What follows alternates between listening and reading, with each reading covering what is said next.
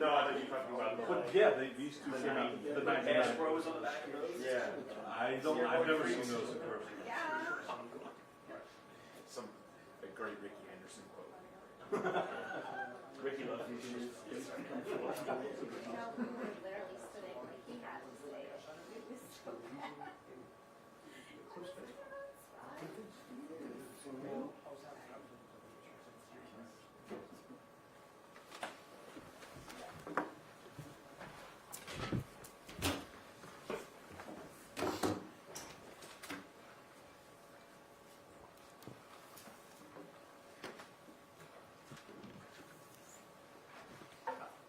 How's Joe's leg feel? He hasn't said anything to me about it, so I talked to him after the game.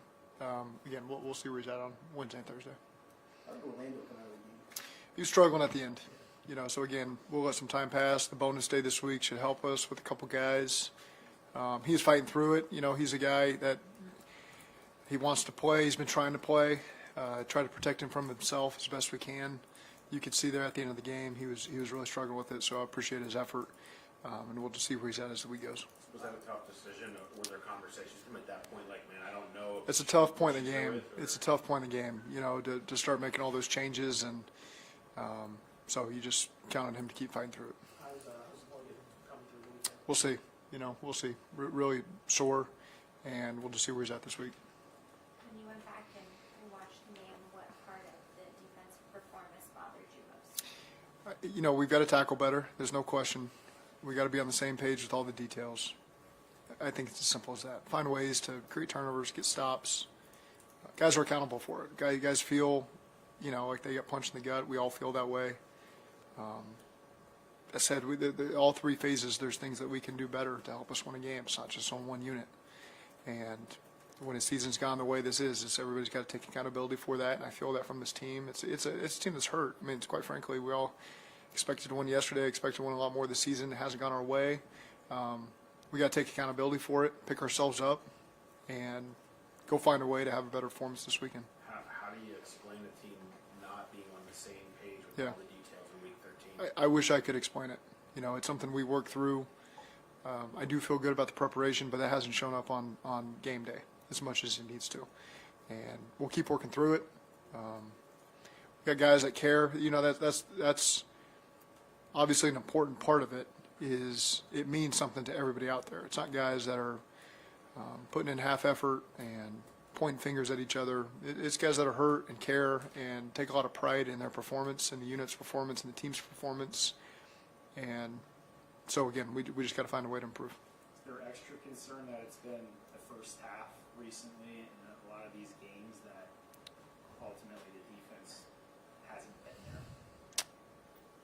It's a concern that we're 4-8 and our whole team hasn't done enough to find more wins. I think that's the biggest issue. When Joe, after the game, says that he's going to closely watch everyone to see who's with us and who's not with us going forward, what does that mean to you? I think at this point it says a lot about the leadership on the team, and it's what happens. You see who can handle the adversity, who's got thick skin, who's willing to go through this. Because we've had good times here, and you got to work through the bad, and it'll help you appreciate it when things are going really good. But I do appreciate Joe saying that. That's where the leaders got to step up and hold everyone accountable, hold themselves accountable. Joe's a guy that does it the right way. And so when he says something, it means something, because guys look at him and say, okay, this guy puts in extra work. He does all the things. He plays at a high level. He's put himself in a position to do that.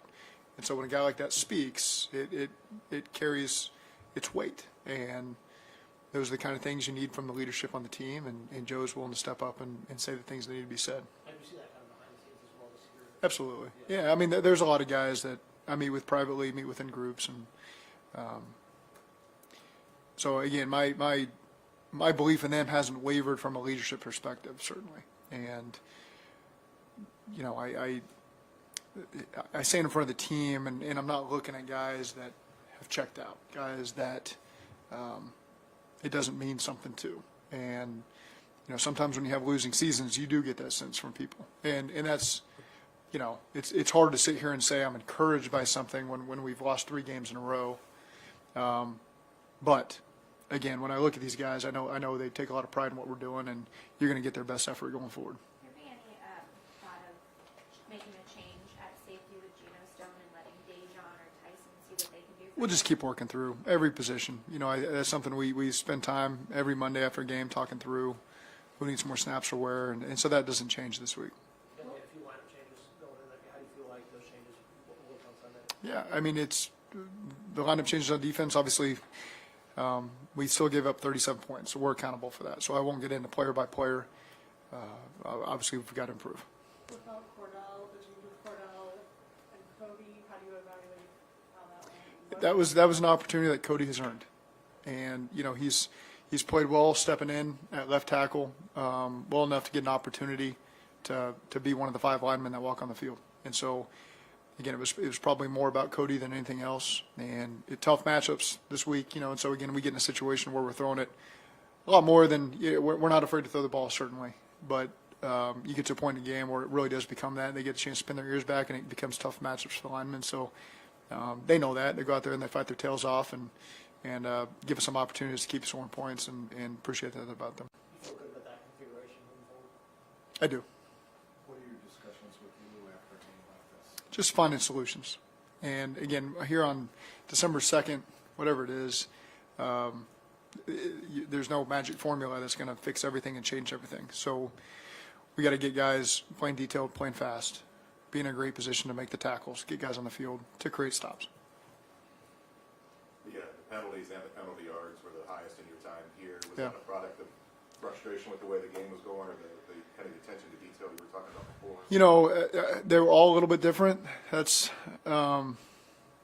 I wish I could just say this was all one thing. There was a couple things certainly that they had a lot of penalties as well. So it was, I thought it was an evenly officiated game that way, and so there's not a lot of complaint for how that occurred.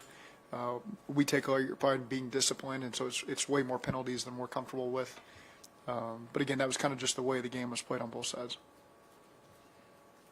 What was your thought on Akeem's hit early in that game, and what kind of message it sent? Bang bang play.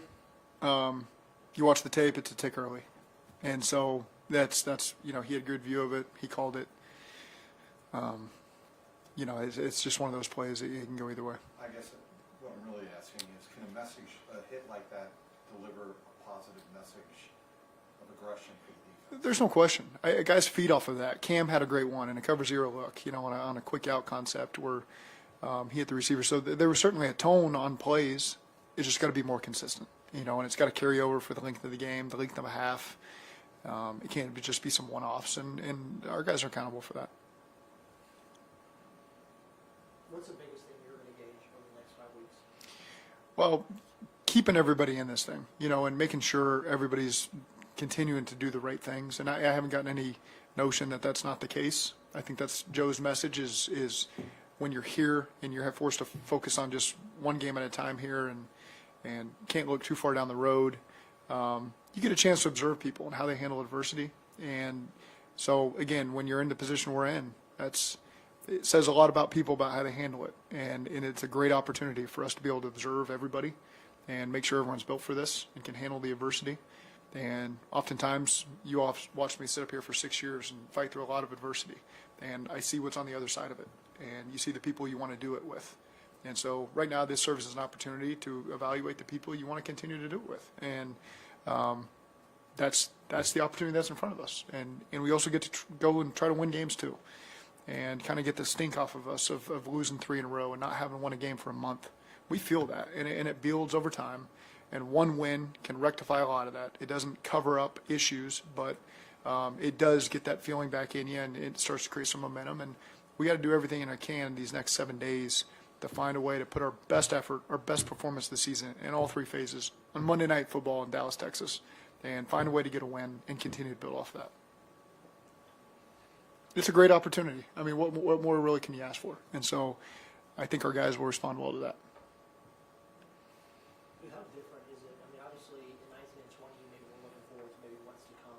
Y'all now experience it, kind of maybe now in similar situations you go back then. I mean, how maybe unique is it because you guys have been where y'all wanted to go and now kind of maybe progressed a little bit? Yeah, you know what it looks like, and so you know how to get back to where we need to be, and it doesn't happen overnight. It's trust me, if it happened overnight, we would have flipped this thing weeks ago. But we're going to continue to work. We know what championship level football looks like.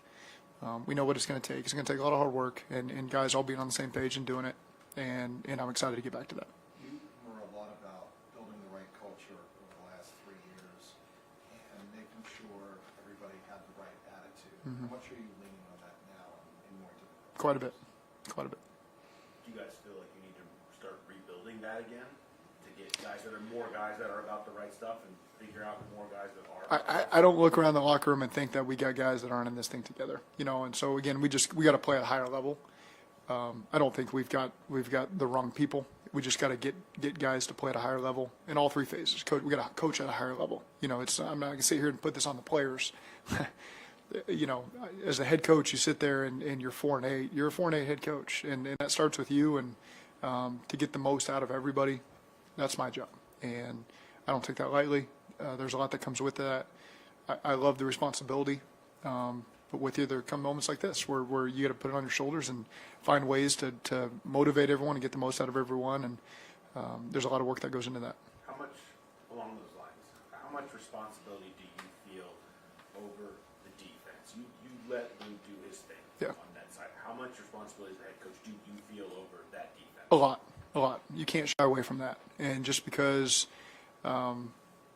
most of my knowledge is on offense, and that's how I came up, is the head coach that changes, and you answer to everything. And so, again, there's obviously there's challenges when you're calling plays and you're on the offensive side of the ball, but there's no excuse for it. You got 24 hours in a day, and you got to make the most of it. And I do everything I can to spend time with Lou and have knowledge of what's happening and what the issues are over there, and doing everything I can to help him. Has your process changed in that regard over the course of this season?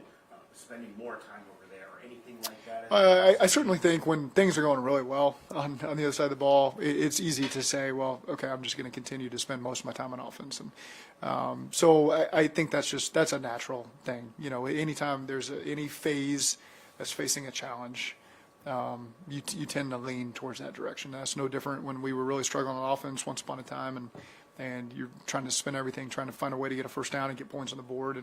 And so again, sometimes this I've had experience doing it in all areas, and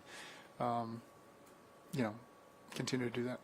Andre had a touchdown yesterday. How do you feel like he's developed this year? And the receivers really behind T and Jamal. How do you feel like they've kind of handled that role over the course of the season? I think Dre is making the most of his opportunities. It's circumstantial sometimes that it's just not coming his way because we've got two of the best receivers in the NFL. And so you're spending a lot of time and effort making sure that they get the ball, and you're trying to put them in a position. Mike Gesicki is a tremendous matchup for us as well at the tight end position. So we've got an abundance of talent over there. And so you focus a lot of your energy on making sure they're 1, 2, 3 in the progression. And so, again, Dre's ready. When the ball comes his way, he's ready to make the most. Like at the end of the game, he gets that opportunity, he makes the most of it. A ton of confidence in Dre. Love his work ethic, love his passion, love how much it means to him. He wants to do it exactly how we want it done. He can play all three positions, which is critical. So you're not worried about, if you got an issue at another receiver spot, Dre can go in there and fill that role and be a primary target, be a secondary target, be a guy who catches the ball in a scramble drill against the Giants for a big play. And when his number's called, he has stepped up in some big moments. I mean, the throw down the middle at the end of the half against Carolina, the scramble against the Giants, the touchdown the other day, the touchdown in Kansas City. So again, it's those guys just being patient and works hard, and so you can count on him. When his number's called, he steps up and makes that play. I know you might not be ready to talk big picture yet, but when you look at the defensive last year, you guys were across the board pretty sure that if you guys fixed the communication on the back end, it would elevate the play across the board on defense. Is it communication still? What would you say is kind of the crux of your defensive issues this year? The simplest thing to say is it just hasn't been good enough, and that's, you can look at tackling, you can look at technique on a play, communication on a play. I think it's a little bit of everything, and it's not that we're not capable of playing better. It's not because guys don't care and guys are practicing hard and meeting and doing all the things, and so again, it just hasn't been up to our standard, and we got to find a way to get it up there. Okay, thank you.